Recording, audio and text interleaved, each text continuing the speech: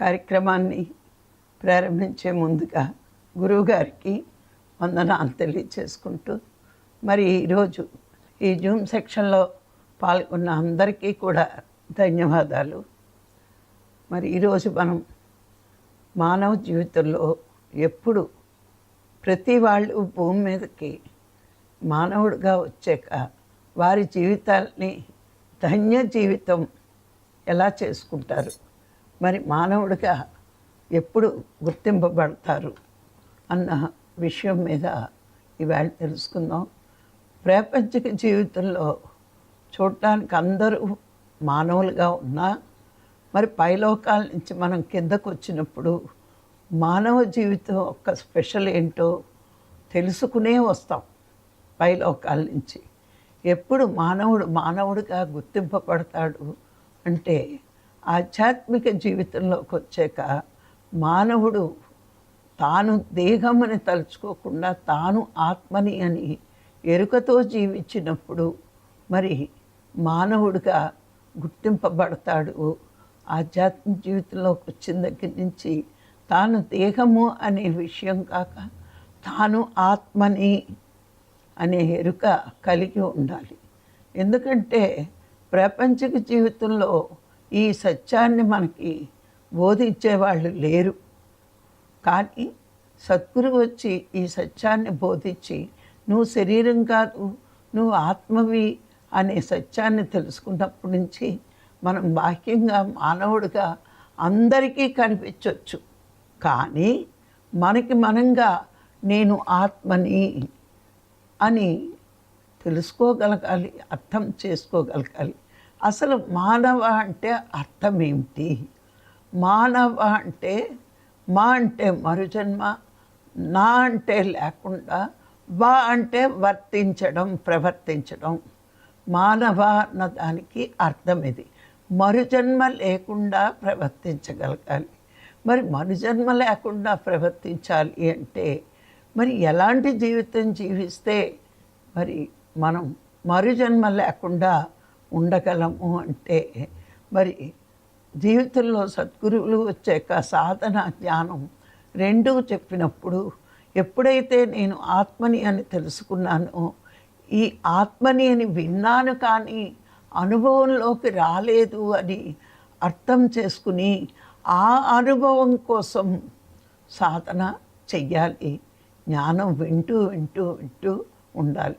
మరి గురువులు ఎన్నో కోణాల నుంచి మనకి ఈ జ్ఞానాన్ని బోధిస్తూ ఉన్నారు.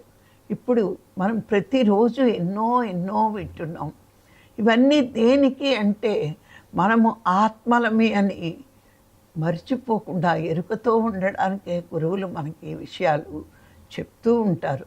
ఎందుకంటే నిద్ర నుంచి లేచాక మనం దేహం అనే భ్రాంతిలో కొట్టుకుపోకుండా మళ్ళా ఇలాంటి విషయాలు చెప్పి మానవ అంటే మరుజన్మ లేకుండా ప్రయత్నించడము, వర్తించడము అంటే ప్రయత్నించడము. మరి అలాగే నేను దేహం కాదు ఆత్మని అనుకున్నప్పుడు చాలా ధైర్యంగా ఉంటామటండి.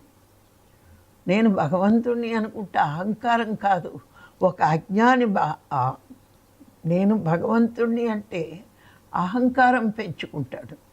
ఒక జ్ఞాని నేను భగవంతుడిని అంటే ఆ భగవంతుడు అనే పదానికి అర్థం ఏమిటో తెలుసుకుని భగవంతుడు ఏ విధంగా విశ్వానికి ఇస్తున్నాడో నేను ఎంత ఇవ్వగలనో అంత ఇస్తాను అని జ్ఞాని నేను భగవంతుడిని గురువు చెప్పాడు.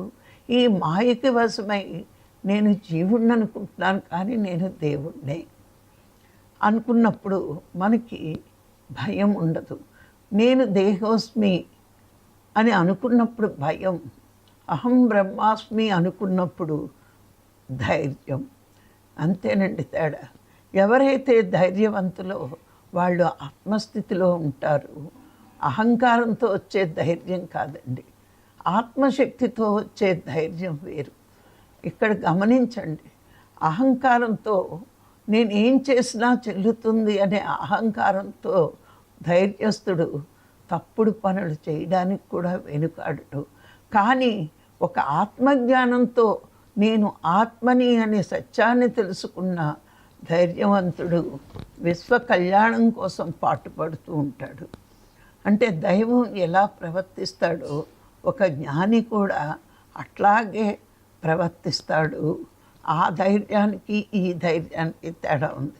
ఇక్కడ మనం గమనిస్తే నేను ఆత్మని అని అనుకున్న క్షణం నుంచి ఎప్పుడైతే గురువు వచ్చాక నువ్వు ఆత్మవి అని సాధన మొదలుపెట్టావో అప్పటి నుంచి మనం మన బలహీనతలన్నిటినీ కూడా తొలగించుకోవడానికి ప్రయత్నిస్తాం. ఎందుకంటే భయం వల్లే బలహీనతలు ఉంటాయి. వాటిని తొలగించుకున్న క్షణం నుంచి మనము ఇంకా ముందుకి ఎదుగుతూ ఉంటాం. నేను పై పొట్టుని అని అనుకుంటే నీచభావం, నేను గింజని అనుకుంటే ధైర్యం. అంటే ఇక్కడ ఈ రెండు ఉపమానాలు మహాత్ములు ఎందుకు చెప్పారంటే, ఏ గింజైనా పై పొట్టుతోనే ఉంటుంది, కానీ పై పొట్టు దానికి రక్షణ కోసం తెచ్చుకుంది, కవచంలా ఉపయోగిస్తుంది. కానీ పై పొట్టు దేనికి పనికిరాదు, దానికి ఒక్కదానికే పనికొస్తుంది. ఆ గింజే భూమిలో నాటితే మహావృక్షం అవుతుంది. అందుకే నేను పై పొట్టును కాదు అంటే అర్థం ఎంత అర్థంతో మాట్లాడారో చూడండి వాళ్ళు. నేను శరీరం అనుకుంటే పై పొట్టుని, నేను విత్తనాన్ని అనుకుంటే నేను దైవాన్ని అవుతాను. ఆత్మ అనే విత్తనానికి ఈ శరీరం అనే పై పొట్టు ఉంది, కానీ ఈ పొట్టు ఇక్కడే వదులుతాం, ఈ ఆత్మని పైలోకాలకు తీసుకువెళ్తాం. అట్లాగే ఎప్పుడూ కూడా నువ్వు నేను పై పొట్టుని అనే హీనభావంతో ఉండొద్దు. అలా ఉన్నప్పుడు నువ్వు ఇంకా దిగజారిపోతావు. నేను విత్తనాన్ని, మహావృక్షాన్ని ఇవ్వగలిగే శక్తి ఉన్న విత్తనాన్ని అని అనుకుంటే నీ అంతర్ప్రేరణ విజృంభిస్తుంది. ఎప్పుడైతే నేను ఆత్మని అనుకుంటావో అప్పుడు నీ అంతర్ప్రేరణ అంటే ఆత్మ నుంచి వచ్చే సంకేతాలు, సందేశాలు నువ్వు అందుకోగలుగుతావు. ఈరోజు రాఘరావు గారు ఇన్ని పుస్తకాలు రాయగలుగుతున్నారంటే ఆయన అంతర్ప్రేరణ. ఎప్పుడైతే ఏ వ్యక్తికైనా అంతర్ప్రేరణ అందుతుందో ఆ వ్యక్తి ఉత్సాహం పొందగలుగుతాడు. ఎప్పుడు ఉత్సాహం. సార్ చూడండి, ఎప్పుడు అలసట ఉండదు.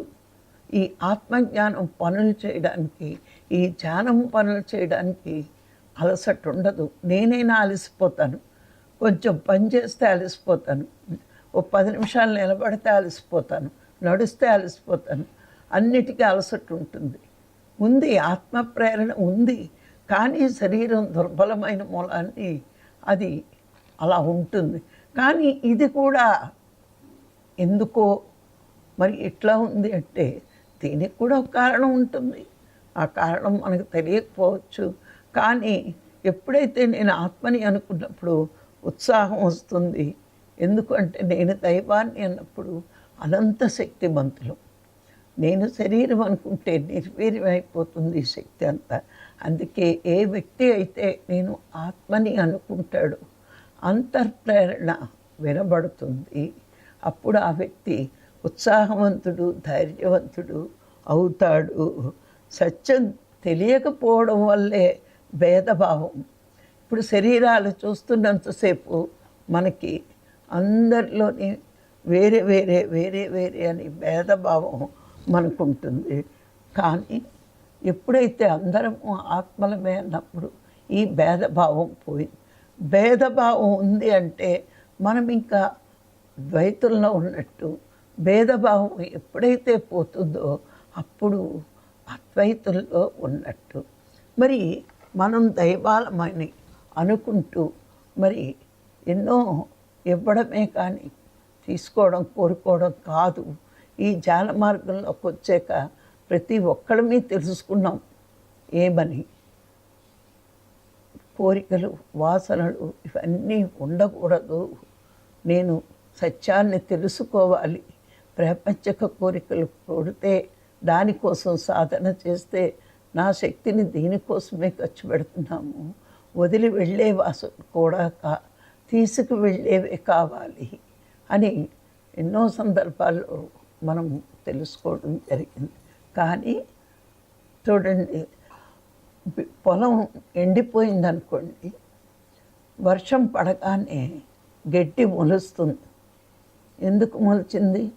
లోన ఆ భూమిలో దాని విత్తనం ఉండిపోయింది, అందుకని గడ్డి మొలుస్తుంది. మనం కూడా అంతే, కోరికలు తగ్గిపోయి ధ్యానం చేస్తున్నామని ఎన్నో విషయాలు చెప్పేస్తూ ఉంటాం. కానీ ప్రపంచంలోకి వెళ్ళి ప్రాపంచిక వాసనలు చూస్తూ ఉన్నప్పుడు, ఇంద్రియాల ద్వారా అవి వింటున్నప్పుడు, చూస్తున్నప్పుడు, మాట్లాడుతున్నప్పుడు, మళ్ళా లోన ఉన్న వాసనలు ఏదో ఒక టైంలో విజృంభిస్తూ ఉంటాయి. అవి విజృంభించినప్పుడు మనం గుర్తించలేం. అది గుర్తించాలి. ఏది నీ చుట్టూరు జరుగుతున్నా, అంటే ఏదైనా జరగవచ్చు, దాని మీద నీ మనస్సు చెలిస్తే నీకు ఇంకా వాసనలు ఉన్నట్టే. చుట్టూరు ఏం జరుగుతున్నా నువ్వు పట్టించుకోకుండా ఉండగలిగితే నీలో వాసనలు నశించినట్టే అని మహాత్ములు చెప్తూ ఉంటారు. వర్షం పడగానే గట్టి మొలిచినట్టు సంఘటనలు చూసిన వెంటనే నీలో కోరికలు విజృంభిస్తున్నాయి అంటే నీలో ఇంకా వాసనలు తగ్గలేదు. వాసనలే నిన్ను కిందకు లాగడానికి పనిచేస్తాయి. మోక్షం అనేది నీకు కావాలి అంటే నీ సాధన మీద, నీ గురువు మీద నీకు విశ్వాసం ఉన్నప్పుడు నువ్వు మోక్ష స్థితిని తొందరగా పొందగలవు. నువ్వు చేస్తున్న సాధన మీదే నీకు విశ్వాసం లేకపోతే, గురువుని విశ్వసించకపోతే నువ్వు విశ్వమంతా తిరిగిన వేసమెత్తు ఆత్మజ్ఞానం పొందలేవు. ఆత్మజ్ఞానం పొందితేనే నువ్వు మోక్షం ఆనంద స్థితిలో ఉండగలవు. అంటే ఆనంద స్వరూపుడైన భగవంతుడి దగ్గర ఆనందం ఉంది, కానీ ఈ ప్రపంచమంతా సుఖాలు, సంతోషాలు, భోగాలు, ధనము ఉండొచ్చు, కానీ ఆనందం అనేది భగవంతుడి దగ్గరే ఉంది అని మనం తెలుసుకున్నాం. అసలు ఆయనకున్న పేరే సచ్చిత్తానంద స్వరూపుడు అని చెప్పడం జరిగింది మనకి. ఈ ఋషులు కానీ, గురువులు కానీ, మహాత్ములు కానీ భగవంతుడు ఇలా ఉంటాడు అని వర్ణించలేకపోయాయట. మరి ఎలా తెలుసుకోవడం అంటే సచ్చిత్తానంద స్వరూపుడే భగవంతుడు కాబట్టి, సత్యం ఎక్కడుందో అక్కడ భగవంతుడు ఉన్నట్టు, చైతన్యం ఎక్కడుందో అక్కడ భగవంతుడు ఉన్నట్టు, ఆనందం ఎక్కడుందో అక్కడే భగవంతుడు ఉన్నట్టు అని గ్రహించాలి, గుర్తించాలి అని చెప్పడం జరిగింది. ఇప్పుడు మనం ఎన్ని తెలుసుకున్నా, ఎన్ని వింటున్నా, మరి సాధనకి ఆకర్షించలేకపోతున్నాం, జ్ఞానం పొందలేకపోతున్నాం అంటే మరి కారణం ఏంటి అంటే, ఇప్పుడు సూదంటు రాయికి సూది అతుక్కోకపోతే లోపం సూదిదట. అలాగే గురువులు ఇంత చెప్తున్నా నీకు తలకెక్కట్లేదు అంటే గురువులో లోపం కాదు, నీలో లోపం, మనిషిలో ఉన్న లోపమే. ప్రతి వాడికి తన సాధన, తను పొందుతున్న జ్ఞానం మీద అపారమైన విశ్వాసం, నమ్మకం ఉంచుకోగలిగితే మానవుడు ఈ జన్మే చివరి జన్మ చేసుకోవలసినంత గొప్ప స్థితికి ఎదుగుతాడు. ఇప్పుడు ఎందుకు మనము ఎన్నోసార్లు ఈ తెల్లవారుజామున లేవడం ఏంటి, రోజు జ్ఞానం ఇంచుమించుగా 5 సంవత్సరాల నుంచి జూన్ నడుస్తూనే ఉంది. ఎన్నో పుస్తకాలు, ఎన్నో ఎపిసోడ్స్ వస్తూనే ఉన్నాయి, ఎన్నో విషయాలు. అజ్ఞానులకి చెప్పిందే చెప్తారు, ఆత్మ ఆత్మ అంటారని. మనం మాట్లాడుకోవాల్సిందే ఆత్మజ్ఞానం, బ్రహ్మజ్ఞానం పొందడానికి. మనం ఆత్మస్వరూపులమనే తెలియకపోతే, మన ఇంద్రియాలకు శక్తినిచ్చేదే ఆత్మ, ఆ ఆత్మే భగవంతుడని మనం తెలుసుకోక ఇవేమన్నా కథలా, రోజుకో మాట మార్చి కథలు చెప్పడానికి అంటే అది కూడా అర్థం అవలేనంత హీన స్థితిలో మన మనస్సు ఉంది. ఎందుకు ఈ మనస్సు ఇట్లా ఉంది అంటే, ప్రాపంచికంగా చూస్తూ ప్రాపంచిక భోగాలు, ప్రాపంచికం అన్నీ కూడా అనుభవించాలని కోరిక ఉన్నప్పుడు మనము ధ్యానం చేస్తున్నదే అనుభవించడానికి అని కొంతమంది అభిప్రాయం. కొంతమంది చెప్తున్న ఆనందం కావాలి, సుఖ సంతోషాలు కావాలి, రోగాలు వద్దు, దుఃఖాలు వద్దు, ఇవన్నీ వద్దు వద్దు వద్దు అనుకుంటున్నాం. నువ్వు వద్దనడానికి ఒక ఎలా ఉంది అంటే, మనకి రోగం అంటే మనసుకు బాధ, దుఃఖం మనకి బాధ అంటే కష్టాలు వస్తే మనసుకు బాధ. అంటే ఇవన్నీ మనసుకున్న రోగాలు. ఈ రోగానికి ఉన్న ఒకే ఒక్క మందు ధ్యానం. మరి ఆ ధ్యానం కూడా మనం చేయలేకపోతున్నాం. రోగం ఏంటో తెలుస్తుంది, దానికి నివారణే ధ్యానం వల్ల పొందే ఆత్మజ్ఞానం, బ్రహ్మజ్ఞానం అని చెప్పినప్పుడు కూడా రోగమైనా భరిస్తాం కానీ మందు వేసుకోమంటున్నారు. భాగ్యమైన మందులు వద్దన్నారు కానీ ప్రతిసారి ఈ మెడిసిన్ వాడాలి. ఏంటి? ధ్యానం అనేది. దానివల్లే ఫలితం ఉంటుంది. మానవ జీవితం మరి దుఃఖం నుంచి బయటపడాలి అంటే ఉన్న ఒకే ఒక్క మార్గం ధ్యానము. బాహ్య రోగాలకి ఎన్నైనా మందులు ఉన్నాయి ప్రపంచంలో. భవరోగానికి మందు ఆధ్యాత్మిక జీవితంలోకి వచ్చేకే దొరుకుతుంది ధ్యానం. ఈ భూమి మీదకి ధ్యానం చేస్తామని వచ్చిన మానవుడు ధ్యానాన్ని మర్చిపోవడమే పెద్ద పాపం. పోనీ భగవంతుడు మన మీద జాలితో ఒక గురువునిచ్చాడు, మరి ఆ గురువు మాటలను కూడా మనం వినలేకపోతున్నాము అంటే ఇది ఇంకా సంస్కారం వెనక్కి లాగుతూ ఉంది. అందుకే ముక్తోపనిషత్తులో శ్రీరామచంద్రుడు చెప్తాడు, దేహవాసన, లోకవాసన, శాస్త్రవాసన, ఈ 3 వాసనలు తీవ్రంగా ఉన్నప్పుడు గురువు ఎంత బోధించినా జ్ఞానం తలకి ఎక్కదు. అందుకే ఈ 3 వాసనలు వదులుచుకో. దేహాన్ని సుఖపెట్టాలి, దేహానికి అన్నీ కావాలి అనుకోవడమే దేహవాసన. లోకంలో అందరూ గొప్పగా ఉండాలి, లోకమేమనుకుంటుంది అనే ఆలోచనే లోకవాసన. శాస్త్రవాసన అంటే భక్తిపరమైన పుస్తకాలు చదివి చూడండి. మీరాబాయి భక్తులు వెళ్ళిపోయింది, త్యాగరాజ స్వామి వెళ్ళిపోయాడు, నేను దేవుడి దగ్గరికి వెళ్ళిపోతానని పాటలు పాడేవాళ్ళు కొంతమంది, పూజలు చేసేవాళ్ళు కొంతమంది. మరి ఇలాంటి శాస్త్రాల వల్ల మరి ముక్తి రాదు. ఈ 3 వాసనలు వదిలించుకుంటేనే సాధన మీదకు మనస్సు వెళుతుంది. మనందరము ఆ 3 వాసనలు వదులుచుకున్నాం కాబట్టే ఈ తెల్లవారుజాను కూర్చోవడం, ధ్యానం చేయడం, ధ్యానం వినడం, ఇంకా ఏం జరుగుతుంది, ఏం దొరుకుతుంది, ఇంకా ఎంత నేర్చుకోవాలి. ప్రతి వాడికి ఒక్కటేనండి, మనకు కష్టాలు ఉన్నాయి, బాధలు ఉన్నాయి, రోగం ఉంది అంటే ఇంకా మన పాపకర్మలు ఉన్నట్టే. మరి ఇంకా ఆత్మదర్శనం కలగలేదంటే మనలో ఇంకా కర్మలు ఉన్నాయి. అవన్నీ జ్ఞానం పెంచుకుంటూ కర్మలు దగ్ధం చేసుకోవాలి అని మనం ప్రతి ఒక్కళ్ళము తెలుసుకోవాలి. ఇవి తొందరగా పోవాలి అంటే ఎక్కువ సాధన చేయాలి, ఎక్కువ జ్ఞానం పెంచుకోవాలి.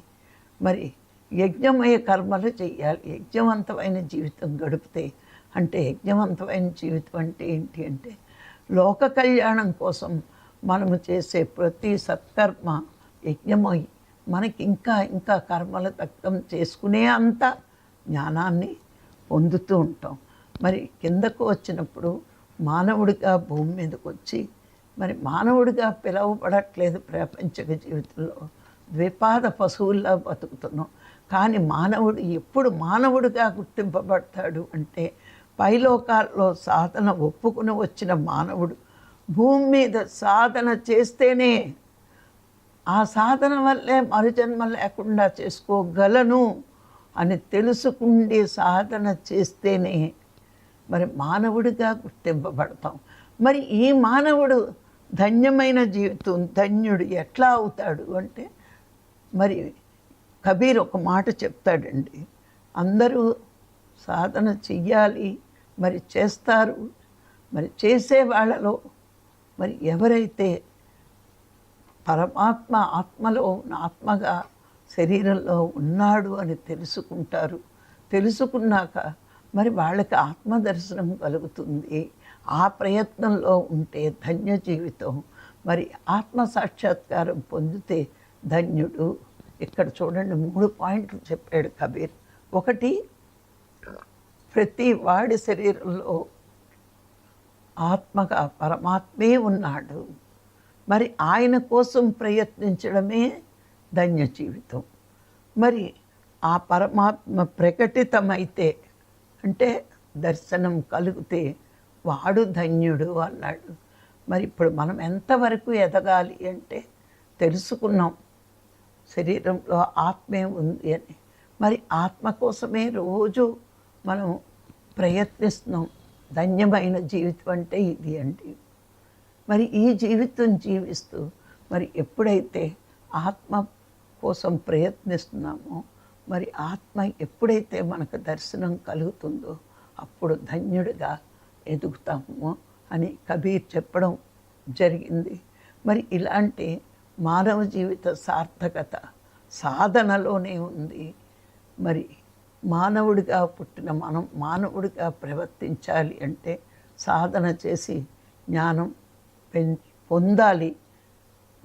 అది పొందినప్పుడు మన కర్మలు దగ్ధమైకి మనలో ఉన్న ఆత్మ మనకి ప్రకటితమవుతుంది, అంటే దర్శనం కలుగుతుంది. మరి అలాంటి జీవితం కోసమే మానవ జీవితం తీసుకుని భూమి మీదకి వచ్చాం. మరి సద్గురువు వల్ల సాధన తెలుసుకున్నాం. మరి ఇది చివరి జన్మ చేసుకునే మార్గం కూడా తెలుసుకున్నాం. మరి అలాంటి జీవితం జీవిస్తున్న మనందరి జీవితాలు ధన్యమైన జీవితాలే. మరి ఇది తెలుసుకుంటే మరి ఇంకా ఇంకా మన ప్రయత్నం తీవ్రంగా ఉంటుంది. మన సాధన మనం చేసుకుంటూ ఎవరికైతే విశ్వంలో ఈ సాధన అవసరం ఉందో వాళ్ళకి వెళ్ళి చెప్పడం ధర్మం, పరమధర్మం అండి. మనకు మనం ఆనందపడడం ధర్మం. ఎదుటివాడు ఆనందపడినప్పుడు మనం ఇంకా ఆనందపడటం పరమధర్మం అట. ఇది నేను ధర్మ మార్గం గురించి తెలుసుకున్నప్పుడు నువ్వు ఆత్మను తెలుసుకోవాలనే ప్రయత్నంలో ఎప్పుడూ ఆనందంగా ఉంటావు. కానీ నీ పక్కవాడు కూడా ఆనందంగా ఉండాలి అని నువ్వు ప్రయత్నిస్తూ వాడు ఆనందంగా ఉన్నప్పుడు నువ్వు ఆనందపడటమే పరమధర్మం.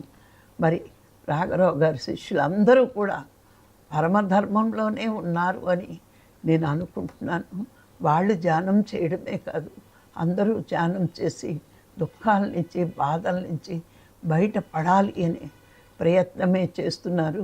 దానికోసమే ఈ సాధన, దానికోసమే ఈ జ్ఞానం అని అందరూ తెలుసుకున్నారు. కాబట్టి మరి ఇది మనం జ్ఞానం పెంచుకుంటేనే ఒకరికి చెప్పగలం.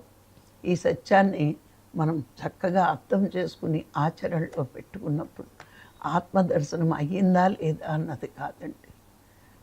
ప్రతి వాళ్ళని ఆత్మగా చూస్తే మనం ఆత్మస్థితిలో ఉన్నట్టే. మరి మనము కోరిక, అది కూడా కోరిక అంటాడు శంకరాచార్యులు. మోక్షం పొందియాలి అన్నది కూడా కోరికే. అది పక్కన పెట్టు, నీకు ఎప్పుడు ఇవ్వాలో ఆయన ఇస్తాడు, నీ పని నీ కర్తవ్యం నువ్వు చేస్తూ వెళ్ళు అంటారు. మరి మనం కూడా అలాంటి జీవితం జీవిద్దాం. మరి ఈరోజు ఈ అవకాశం ఇచ్చిన మీ అందరికీ మరొక్కసారి ధన్యవాదాలు. Thank you.